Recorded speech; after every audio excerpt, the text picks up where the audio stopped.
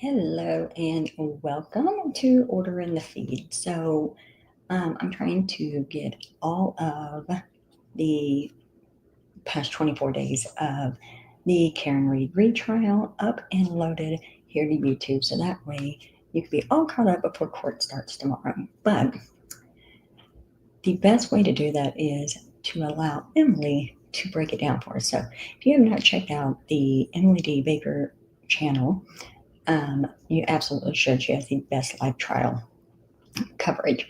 But she also has the Emily Show, which is where she shares just the case briefs. So what we're going to do is we're going to go ahead and watch her day 14 case brief. Breaks it all down really quick and easy. I will be here with you. Feel free to put comments in the chat, and I will be pausing to allow my additional sassy commentary on top of her amazing legal commentary. So just a second, we'll go ahead and get started.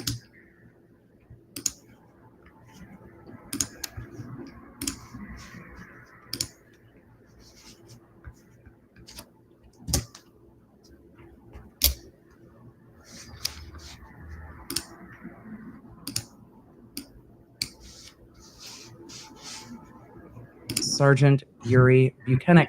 Why? Well, because the defense isn't done yet, and the defense can cross-examine as long as they need to, so long as they are still getting into new areas of cross-examination. They cannot repasturate the exact same ground over and over and over again. That becomes asked and answered. But if there are new areas of cross to get into, they can still do that. And there are some areas of cross that we know they haven't gotten into yet. So another morning of cross. But there is evidence that someone had accessed the account through John O'Keefe's cell phone, correct? I am not aware of that. Are you aware What? that How are you after not John aware? O'Keefe's cell phone was recovered by Massachusetts State Police? Okay, just a second. Let me move myself out of the way so you can also see, because her facial expressions sometimes are better than the commentary she verbally gives. So there we go. Someone at Massachusetts State Police actually opened the Ring app on his cell phone. Yes. Who is the person who opened and accessed the I Ring app know. on John O'Keefe's cell phone? I'm not 100% sure. May I approach, Your Honor? Yes. Sergeant, having looked at this report, does that refresh your recollection as to who may have accessed that Ring app? Yes, that report is authored by Michael Proctor, and it says that investigators accessed the Ring application. Thank you. Is that a photograph that was sent by Trooper DeChico? For everyone who wanted to know what the photo was, I don't think we saw this last time. The big story, David Yannetti, criminal defense attorney. To the group. According to this document, yes. Who is depicted in that photograph? Okay, one thing that I felt like wasn't said was the bottom part of this photo. And so let me back up a smidge and see if this is going to give, yeah. No, maybe not. But it says blame for traffic pileup. So I'm not 100% sure if, and I'll have to go look at the actual feed, not the case brief feed, and it might come up again, but I'm not 100% sure if he was sharing the photo just because he doesn't like Yannetti, or if he was like kind of throwing shade at the fact that, like, was Yannetti blamed for the traffic pileup, or was his client blamed for the traffic pileup? So I think there's a little more context there, but still, nonetheless, he obviously allows Yannetti to live rent-free right there in his head. So anyway, if it expands outward some so that we can see all of it, I will pause it then and check it out. If not, I'll have to go back and look and put it in a post or something. I don't think we saw this last time. The big story, David Yannetti, criminal defense attorney. To the group. According to this document, yes. Who is depicted in that photograph? The big story, Mr. David Yannetti, criminal defense attorney. Do you see that person in court? Yes, I do. Where is he seated and what is he wearing? He's seated right there wearing a blue tie and I don't a remember this from last time dark at all. suit, white shirt. Thank you. We could bring the lights up. And Mr. Yannetti is just like, thanks y'all for using a good photo. And he responded to the group, funny, Oh boy. I'm going through his client's phone. Correct? That's what it says, yes. Michael Proctor then responded again. How many times is Jackson going to say that? Is that right? Yes. He wrote, no nudes so far. Correct? That's what it says, yes. Michael Proctor responded yet again. Is that right? That's correct. And in reference to Mr. Yannetti's photograph, he wrote, I hate that man. I truly hate him. Correct? That's what it says. On October 15th, 2022, you completed a performance review of Michael Proctor. Correct? That's correct. Sir, Specifically, you're sitting here representing the you were Massachusetts asked State Police. to rank his, quote, oral and written communication skills, end quote. Correct? Correct. That's part of an overall evaluation and performance review. Is that right? Yes, overall 90-day quarterly annual review. You were specifically asked to rank Oh boy. whether he effectively would whether members, your subordinates, would effectively communicate with others, both within and outside the department, in oral and written form. Correct? That's correct. And you rated him as exceptional, a number 4 rating out of 5. Correct? That's correct. You actually went on to write and comment on Michael Proctor. And you wrote, I wanna know quote, the date Trooper of this. Michael Proctor displays professional demeanor, composure, dignity, and respect during the performance of his duties, and especially during his interactions with the public. What date is This that is from? seen during interviews with witnesses, suspects, as well as victims and their families, end quote. That was a statement you wrote about Michael Proctor, correct? Good use of performance correct. exam. And He this said is the date. after Thank you, Chad. the October text 15th. chain that we've just been talking about, Thank where Okay, so of course the first question is, if he finds his behavior in this investigation to be exceptional, what would he have to do for it not to be as exceptional? I wonder. I guess the bar for the state police there is not that high. Thank you.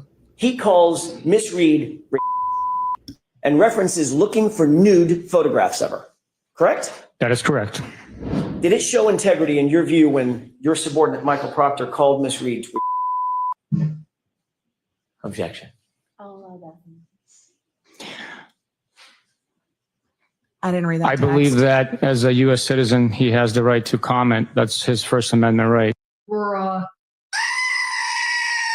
It's a work group text. I didn't have the First Amendment on my bingo card. Maybe I should have. It's a work text. There are restrictions in how you comport yourself at work. I believe that as a U.S. citizen, he has the right to comment. That's his First Amendment right. We uphold the Constitution, and it's unfortunate, unprofessional what he said in the private text message communication. He might have been voicing his frustrations. I cannot speak for Michael Proctor.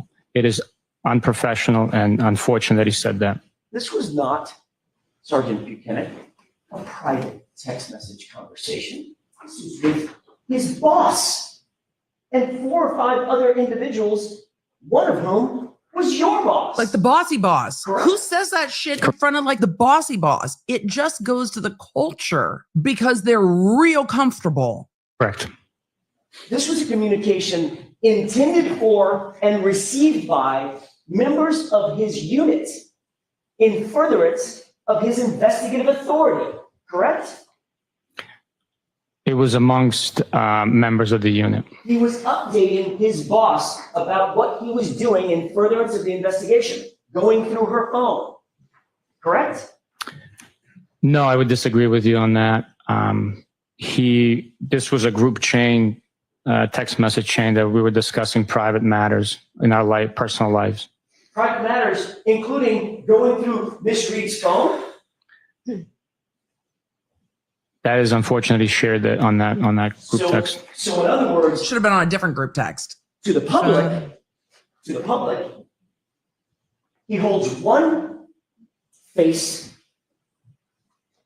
In private conversations with you and your colleagues within the unit, he shows a completely different face, private face, correct? Objection. It's day 14, and the cross-examination has covered a lot of different areas this morning with Alan Jackson and Sergeant Buchanan. We have not gotten into the Sallyport videos of Karen Reed's SUV arriving, but at the very beginning of the day, we heard that the Commonwealth has filed additional motions. The court is going to take those up at some point. And then we started into the cross-examination. And when the jury was excused for lunch, the court took the time to do, or allow the defense to do, a voir dire of Sergeant Buchanan in a few different areas to determine whether or not he had personal knowledge of those areas, which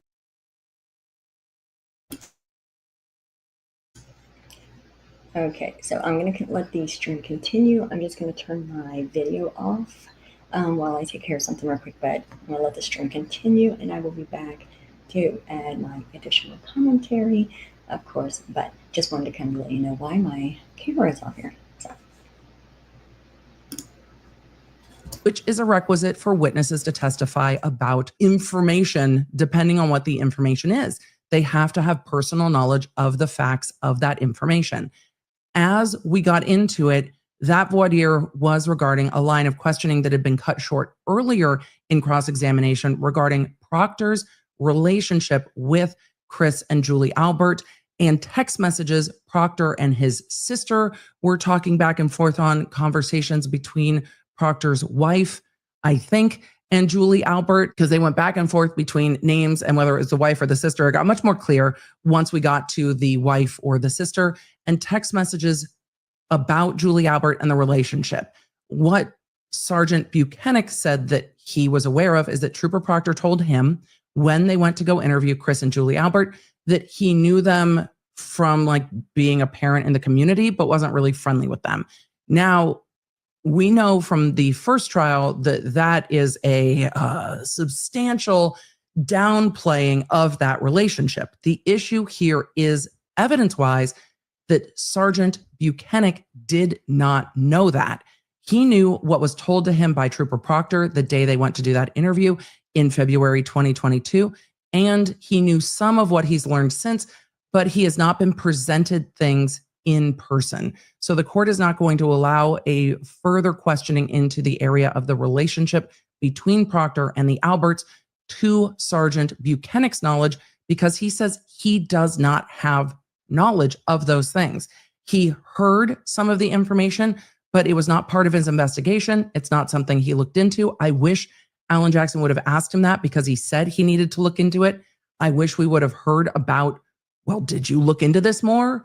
Did you try to determine what Proctor had told you, not told you? But that was not asked on voir dire. What was asked about was what information he was aware of from the federal dump, is what they're calling it, of information, what he was aware of from text messages. He's not on those text message chains. So that information is going to have to come in through a different witness, probably Trooper Proctor or his sister or his wife. Can the defense call any of those witnesses if they want to? Yes, they can.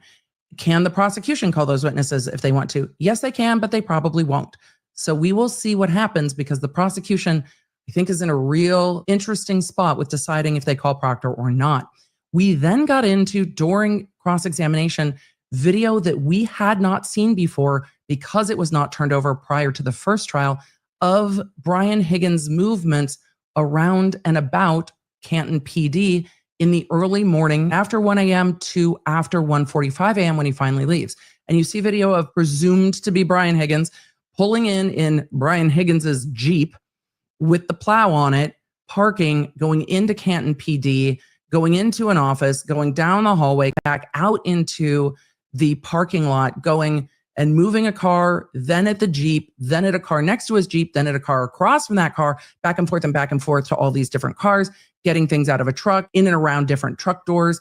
And all these cars are just unlocked. And he is undertaking quite a lot of activity in and around these unlocked cars. Well, it is snowing pretty heavily. At one point, Sergeant said it was near whiteout conditions. I don't know if I would agree to that, but it was coming down. But the snow's coming it seemed pretty straight down. It didn't seem to be particularly windy. And he's out there in what looks like a Harley Davidson hoodie, walking around in the snow for a significant period of time. You also see one still shot where Higgins has his cell phone up to his face and the screen is clearly brightly lit.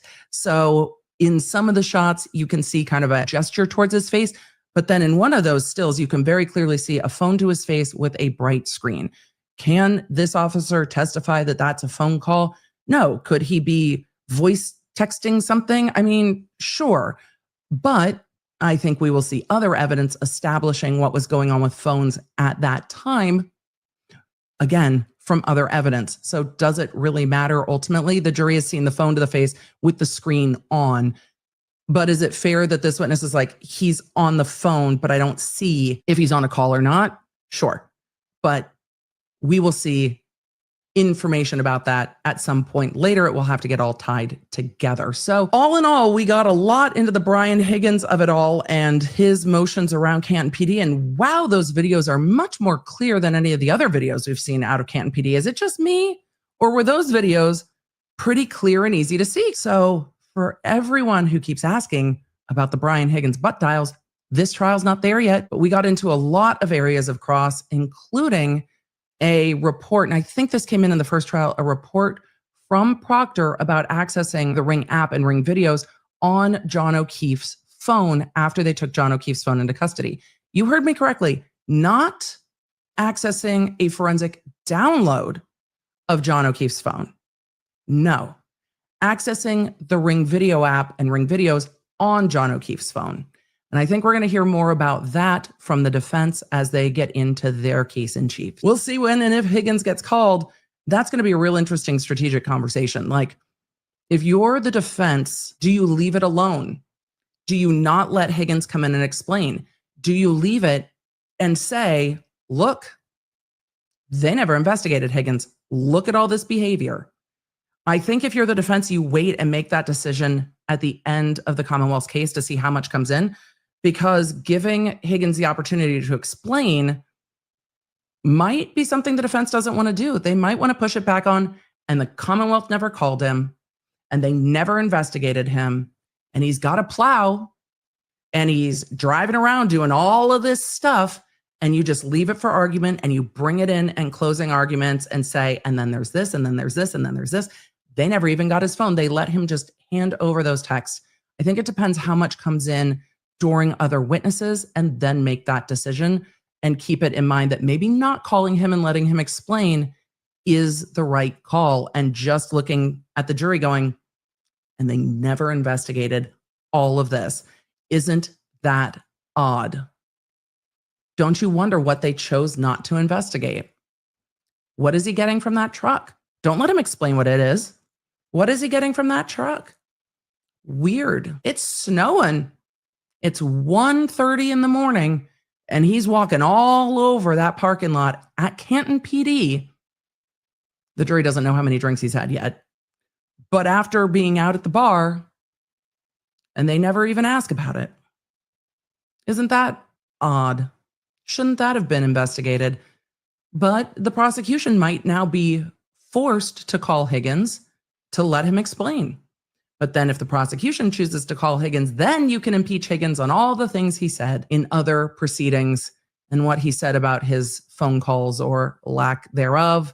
If the timing is different between when Higgins is saying he got home and when video shows that he's not home, then that all comes up in cross-examination.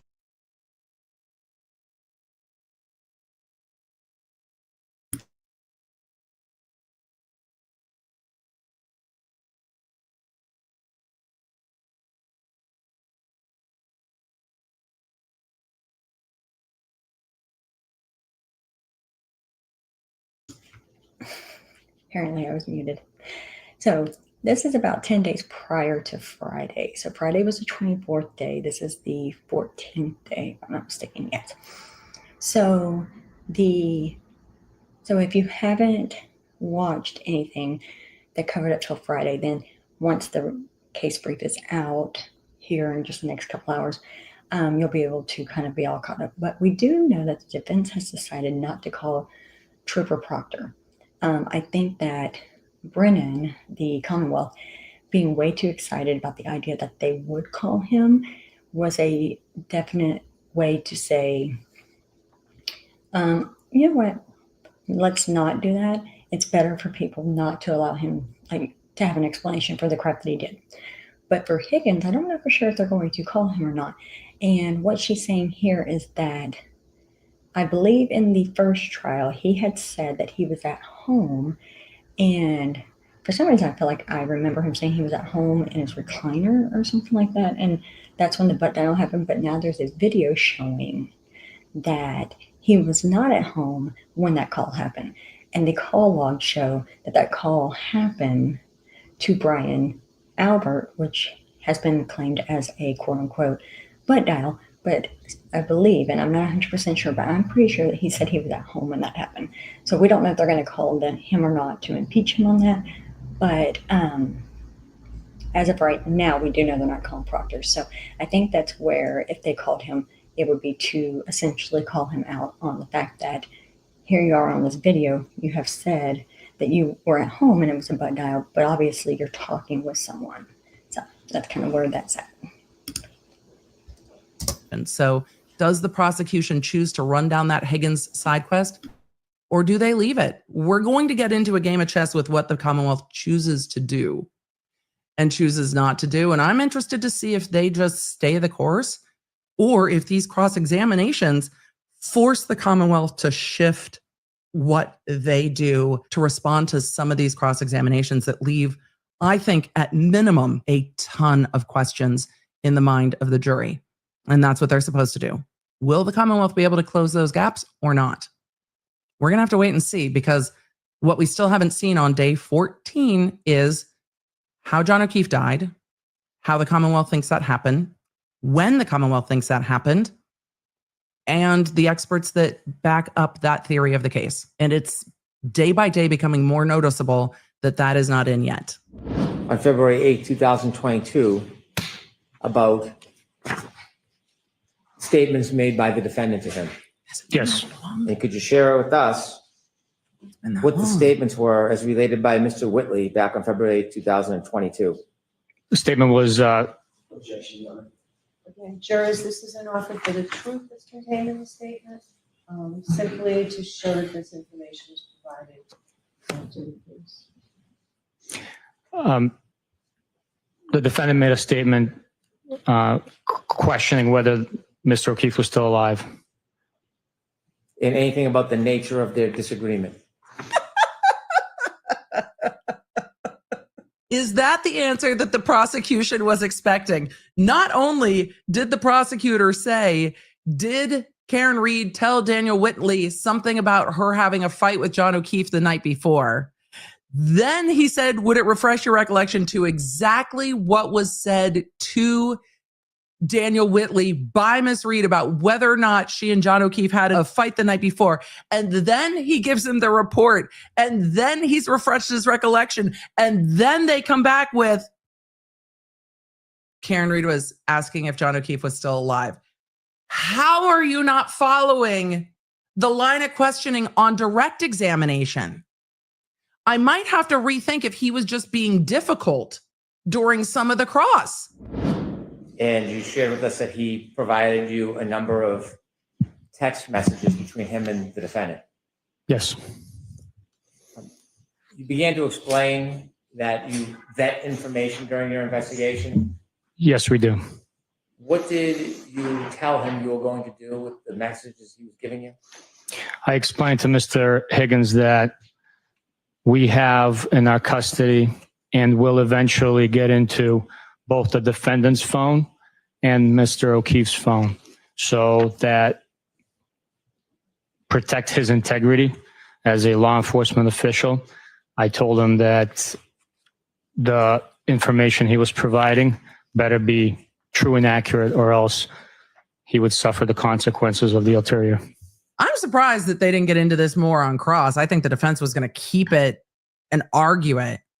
I told Higgins that if you are giving us texts, that we are going to have the other side of those conversations. So you better be sure that they're going to match.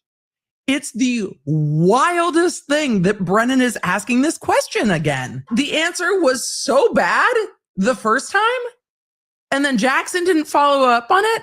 Why are we following up on this again? Does Brennan think this is a good look? He can't. We told Higgins, protect your integrity, bruh.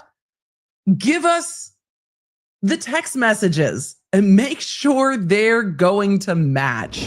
Did you, in your mind, Brennan walked this witness right into this. Find a motive for Brian Higgins to perhaps want to confront John O'Keefe because of jealousy? If you're asking for my opinion is that he would need to confront Mr. O'Keefe.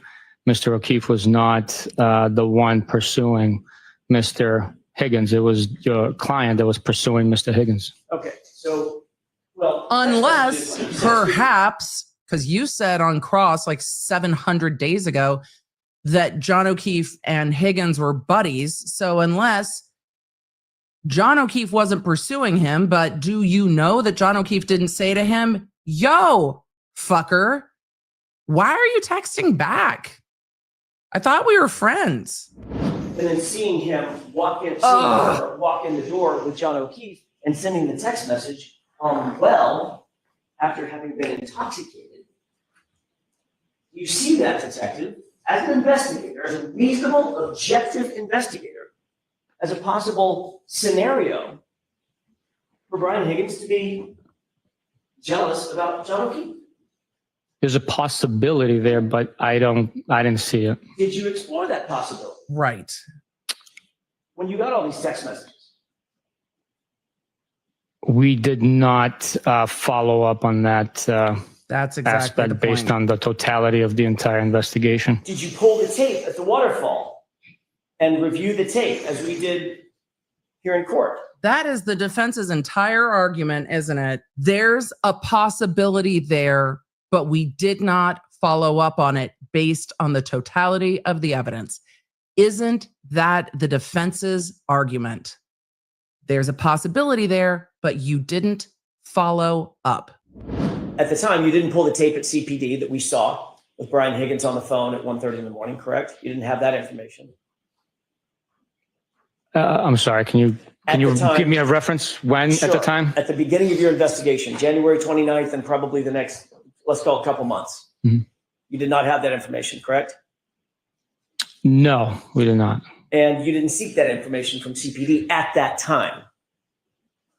No, I had no information that he went there. Okay? What? And you didn't extract his phone, correct? That's correct. It looks like at the end of day 14, Sergeant Buchanan is done with his testimony. It has been a number of days of Sergeant Buchanan's testimony with a lot of information.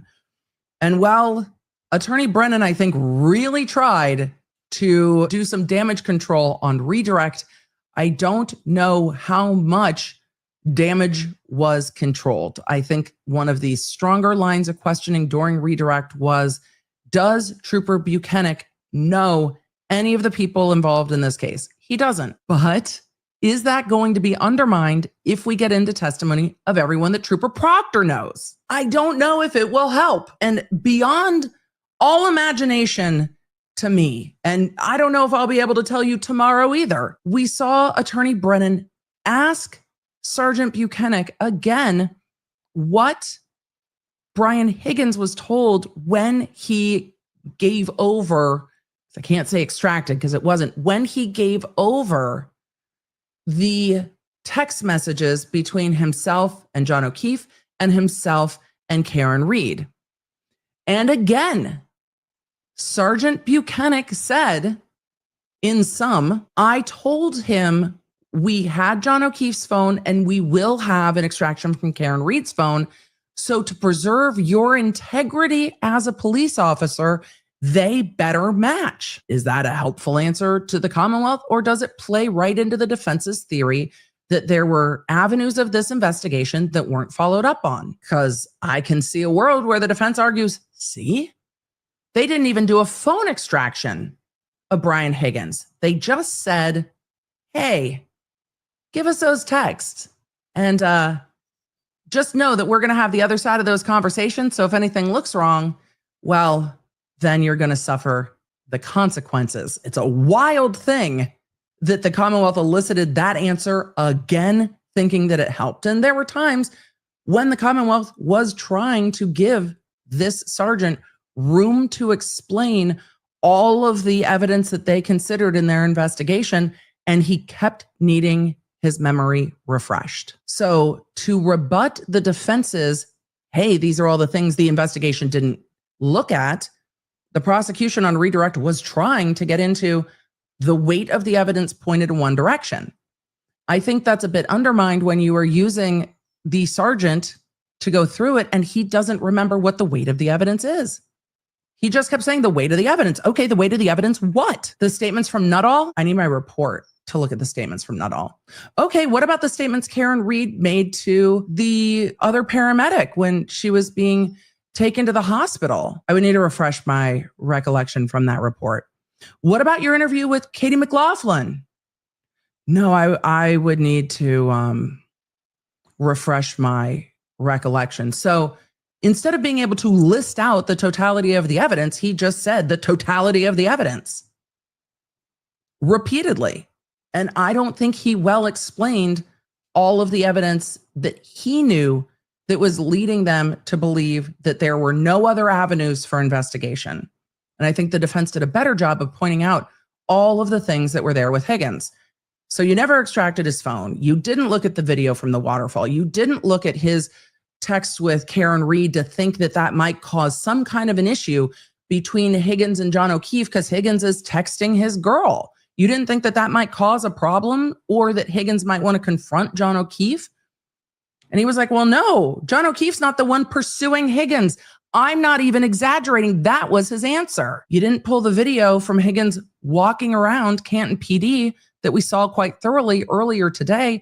And he said, no, I didn't know he went there. You didn't know that Higgins went from 34 Fairview to Canton PD at 1:30 in the morning when he was, by all accounts, like a bottle of Jameson deep?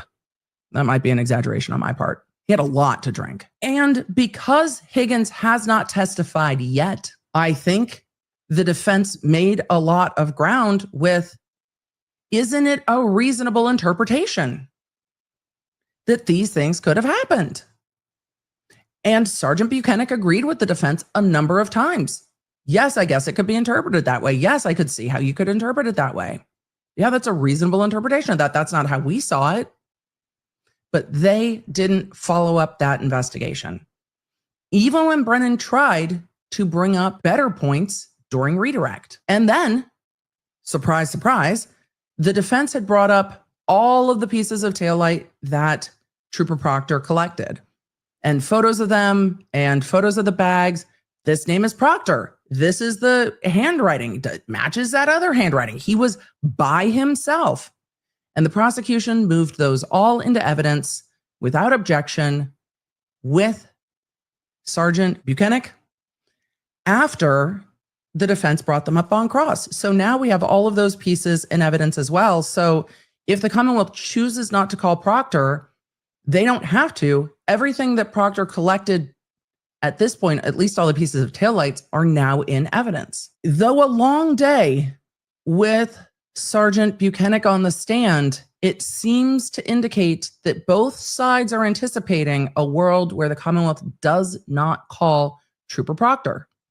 And at the end of the day, because I had a chance at the break to take a look at what was filed before court started today, the motions that I saw is the Commonwealth's motion to preclude inadmissible hearsay under the guise of the Bowdoin defense. The defense got into a lot of hearsay with regard to Bowdoin defense. And then the Commonwealth was allowed to get into it too on their redirect into things that this trooper was told. The Bowdoin defense, again, being the defense that other avenues weren't investigated. And I think the defense has very much started to vet that out, that other avenues weren't investigated. Then we had a Commonwealth motion to introduce additional evidence of the nature of the defendant and victim's relationship. Quote, 4 weeks prior to the murder, the defendant became enraged at the victim for speaking to a female friend who was on their group vacation in Aruba and accused the victim of having an affair. So it seems that the Commonwealth has, as of this morning, made that motion to bring in the information from Aruba. Has the court ruled on that? No. Do I think it'll come in at this point? Yes. I think Aruba at this point will likely come in. And then we saw the defendant's opposition to the Commonwealth's motion to preclude inadmissible hearsay under the guise of the Bowdoin defense.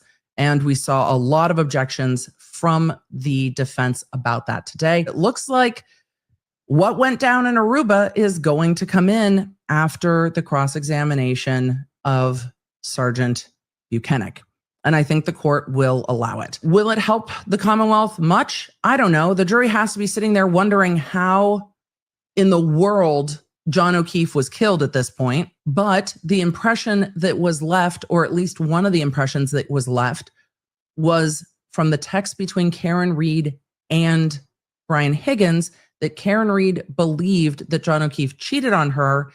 And I think the Commonwealth wants to present what they might see as the other side of that, which is this was a overreaction to a more innocent situation. I think that's why the Commonwealth would want to bring this in. So saying, hey, in the text messages, she is stating that they hooked up, though in some of those text messages, Karen Reed does say that John O'Keefe was absolutely hammered, so she doesn't think they actually hooked up, but she still thought that they had hooked up. So I think we're going to see that testimony come in part to show the Commonwealth's side of those text messages. So it looks like we're going to get into Aruba because they did talk about New Year's. Will it be a nothing burger for the Commonwealth? I think the Commonwealth runs the risk of focusing on all these side avenues before they show the jury what happened to John O'Keefe. Because now we're running down who perceived what and when. And Karen thought that he cheated. And did he not? Was it a big reaction? Was it not a big reaction? Was everybody drinking? Yes. Does it help? And do they need to run down that avenue to show that Karen Reed had a large reaction to John in Aruba during New Year's? I don't know. I think it's already in evidence. And again, they've heard her voicemails. So I think there's an argument that she had a very big reaction to him on New Year's and everybody was still alive. So did she blow up at him? Yeah. Did she blow up at him over a voicemail? Yeah. Does that prove that John O'Keefe was hit by a car? No. It proves that that's consistent behavior. Okay. So if it's consistent behavior, is it out of the norm for them? Probably not. They were drinking and then they got upset and there was yelling. Does that seem consistent from what we've seen? I think so. Will the jury see that big reaction as like one big reaction too many? I don't know, because I think the jury's going to really want to know what the coroner has to say about how John O'Keefe died before they make a decision based on voicemails. Because I imagine that the jurors are going to sit there being like, okay, so where's the rest of it though? How did this happen? And then they might have more context for everything else. But right now they're being given context that they have not a lot of framing for because they don't know what happened to John O'Keefe and how. So will leaving the scientific experts to the end be a problem? It might. We're going to have to see. I hope that we see that soon. We'll see what day 15 brings when we go back to court tomorrow, which means it's the perfect time for me to remind you to get the Law Nerd app so that you know when things happen in court. The jury now has seen, as of today, the Sallyport video of Karen Reed's car arriving at Canton PD, Karen Reed's car in the Sallyport both inverted and non-inverted, or mirrored and non-mirrored with timestamps. They saw that horribly janky, unwell camera that you can barely see anything on. And I don't think they ever played it again when they were trying. And that video might be janky, but you definitely can see Proctor's shiny bald ass head.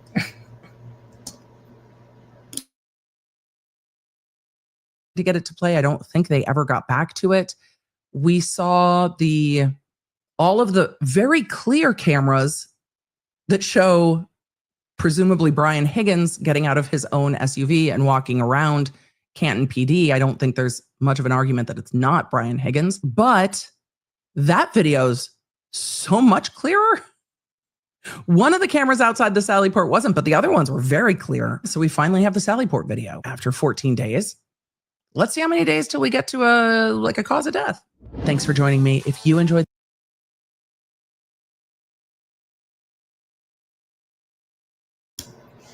And that wraps up day 14. Keep an eye out for day 15.